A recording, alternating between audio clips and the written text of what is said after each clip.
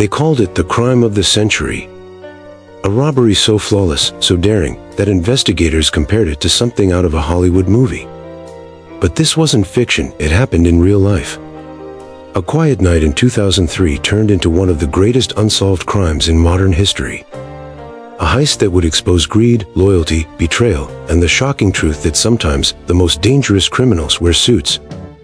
It began in Antwerp, Belgium, home to the world's largest diamond district. Every year, billions of dollars worth of gems move through its underground vaults. And deep below one of those vaults was the Antwerp Diamond Center, protected by multiple security layers. Heat sensors, motion detectors, magnetic locks, and 24-hour guards. Everyone said it was impossible to break into. Until February 15, 2003. That night, a man named Leonardo Notarbartolo, a well-dressed Italian jeweler, walked into history. For years, Leonardo posed as an honest diamond merchant. He rented an office in the same building, shook hands with security guards, and became a familiar face. No one suspected he was planning something far greater. Behind that polite smile, Leonardo led the crew of 4 men, all experts in alarms, locks, and electricity. They called themselves the School of Turin. They spent over 2 years studying the vault's layout, timing the guards, and testing identical locks they bought just to practice on. Every detail was planned to perfection.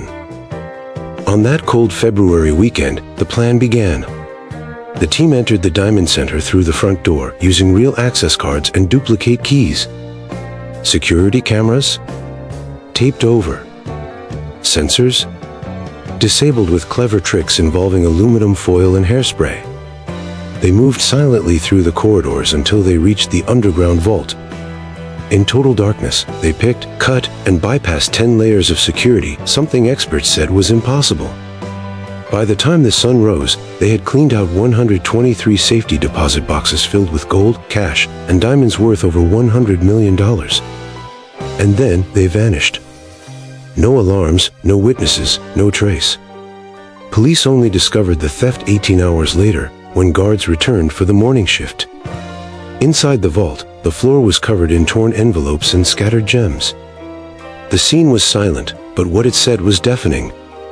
Someone had pulled off the most perfect heist in history. Investigators worked around the clock.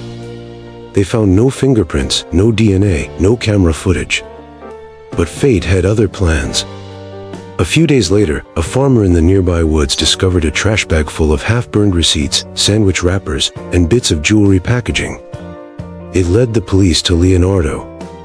It turned out that during their escape, one of the thieves panicked and dumped the evidence, but never destroyed it. That single mistake cracked the case wide open. Leonardo was arrested in Italy and later sentenced to 10 years in prison. But even after all the trials and investigations, the diamonds were never recovered. Authorities believe they were sold off in pieces across Europe and the Middle East within weeks. None of Leonardo's crew ever testified against each other, their code of silence held strong. When asked by journalists how he did it, Leonardo only smiled and said, "It wasn't just a crime, it was art." To this day, the Antwerp Diamond Heist remains one of the most brilliant and mysterious robberies ever committed. No one knows who the other men were. No one knows where the diamonds went. And no one knows if Leonardo was really the mastermind, or just the face of something much bigger. The case became known around the world as the crime of the century. But beneath all the headlines and glamour, it's a story about human nature. About how greed, patience, and genius can build something extraordinary and destroy it in one night. Some crimes are born from desperation, others from brilliance. But this one was both. And as long as those diamonds remain missing, the legend of the crime of the century, the billion-dollar heist that changed everything, will never fade.